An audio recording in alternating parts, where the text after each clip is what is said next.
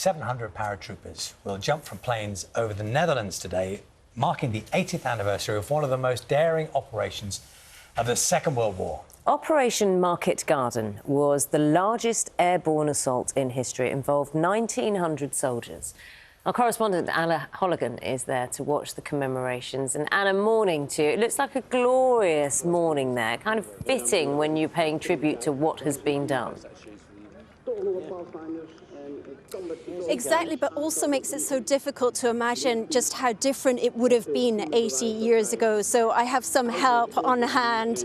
Al Murray, who is an absolute expert in this field, and James Holland, of course. How different would this area, Ginkle Heath, have been during Operation Market Garden? This was the scene of some of the bloodiest battles of the Second World War. Well, yes, so this is DZY, the Ginkle Heath. It's 9 miles from the Arnhem Bridge, and when the second lift arrived on the Monday, the 18th of September, in the afternoon, the drop zone itself, this space here, this heath, was contested.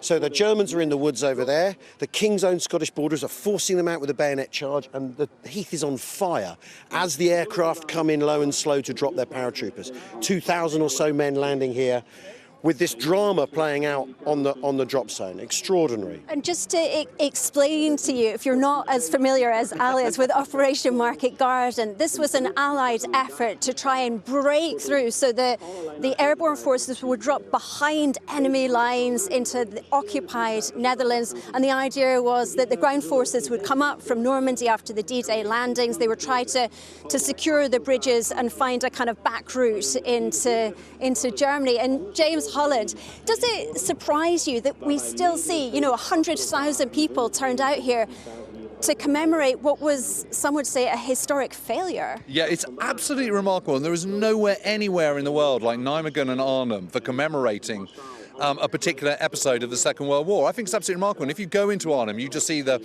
airborne flags, the maroon and blue with the Pegasus on it, fluttering from literally every other house. And it is extraordinary because what happened afterwards was that after the battle was over, the town was left in ruins, and it wasn't until April 1945 that they were finally liberated. But what they're commemorating is the attempt to liberate them, the loss of life on the part of the British soldiers that were involved. And it's just incredible. It is absolutely remarkable. And how wonderful it is that 100,000 people can come out today on a beautiful September day, 80 years on, think about what happened all those years ago, but do so in such perfect peace. Al, is 88 British paratroopers we're waiting for. They're scheduled to jump in. They're on their way. Okay, we may just capture. What does it mean for the British to take part in an event like this? Well, I think this is the battle is famous for the men enduring and holding on against great odds, and I think it's fair to say very often the British, we gravitate towards our great defeats sometimes as a thing to sort of identify with, possibly, and I think this has all of that and incredible drama, and this drama of arriving from the sky. It's the most extraordinary thing. And here comes the first guy. Look at it. Out they come. And so I think I just heard that these are German. So these are Germans, okay.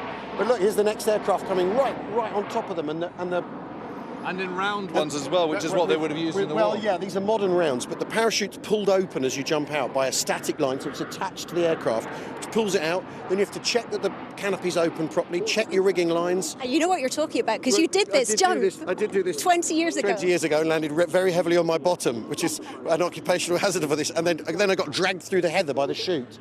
But here they come, and the idea is you get them out of the aircraft as quickly as you possibly can, so they can land, gather themselves up, and go and do what they've got to do.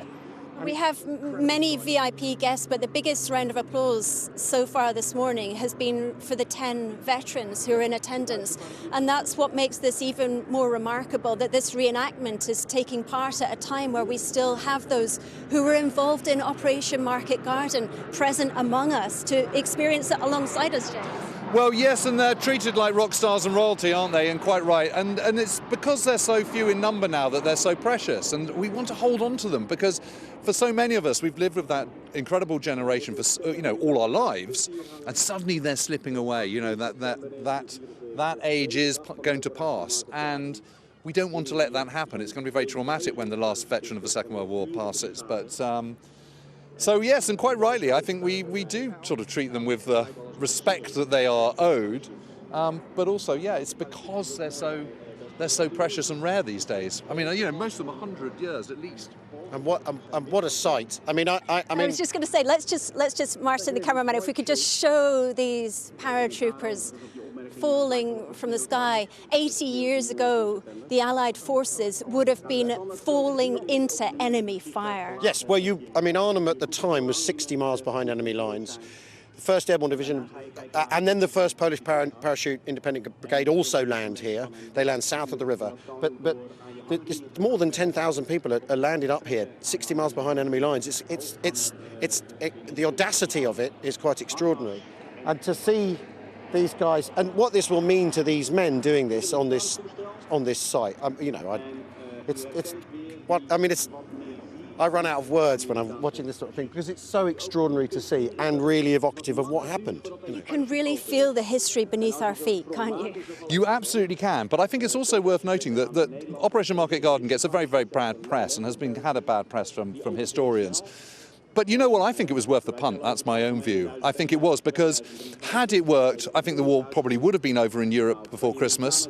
There was an Allied airborne army of 3 divisions of airborne troops, American and British, waiting back in Britain to be deployed. Yep. And it could have worked, it should have worked. Some wrong decisions were made on the ground once they were here and in the planning. Are they? I mean, I don't know. They're red parachutes. Maybe they're the Red Devils. I don't have a manifest of everyone who's jumping up. But one of the problems is having Dinkelheath, which is so far out of Arnhem. This aircraft, they were jumping out of either side of the plane so they could get out as quickly as possible. And what happens is the guy coming, you have to jump in time so the guy coming out doesn't kick you in the face as they come past, because they. And then they have to steer to keep away from each other. It's just so majestic watching this, and it's a salute to the paratroopers who gave their lives for our freedom. And that's something that you are so conscious of when you speak to the Dutch people who've gathered here, who live around what was a battle zone. So ferocious was the fighting. The British called this the Devil's Cauldron, and yet here we are standing in the sunshine. It couldn't feel more tranquil. Well, it couldn't feel more tranquil, you know, and there's hot dogs and 1940s music and the sort of the freedom that, you know, as they would say here, the liberation, the freedom that these people fought for. So exactly that. That's why they were fighting, is so that we can, 80 years on, we can still, 80 years on, be enjoying the peace and living in a democracies here in Europe, and we can move around and we can go and have beers down in the centre of Arnhem and enjoy ourselves and do whatever we want to do. I mean, that was the whole point of fighting against the forces of tyranny back then. Thank you for the insight. James Holland, Al-Murray, Naga, Charlie, back to you guys from Dinkelheath and the paratroopers dropping down to commemorate Operation Market Garden. It's been lovely to witness it. Anna, maybe your camera person can give us a shot once more of just of those coming down as we see them. One more shot there over we there, go. please, Martin. Oh, they're in the back. Oh, they're all down. They're all down. Okay, so we saw 700 paratroopers from 8 NATO nations jumping from 12 aircraft. Yeah. It was quite a sight, wasn't it? And as they were saying on the ground there, in amongst those watching, some out of curiosity and marking that moment, were veterans who made the jump themselves. And you can only imagine what it meant to those people seeing that reenactment today, 80 years on. Taking them right back, those memories.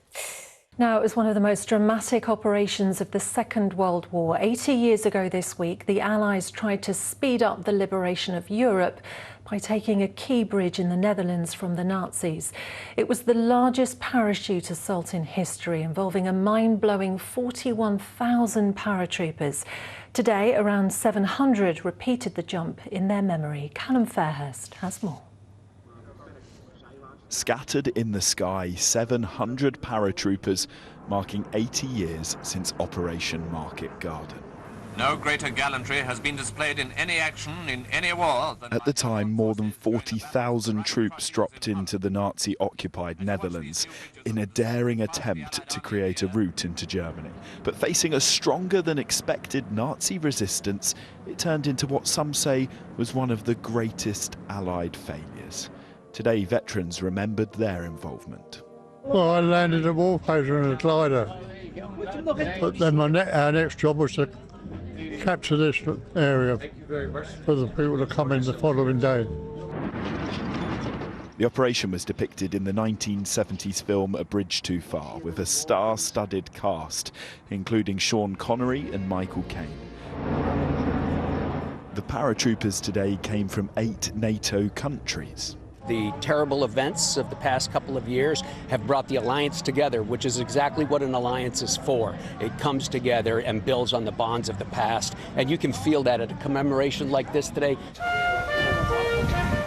Also this week, 2 British servicemen from the operation were finally laid to rest. Their remains were recently found and identified through DNA tests. 80 years after their deaths, a poignant funeral at Arnhem in Holland.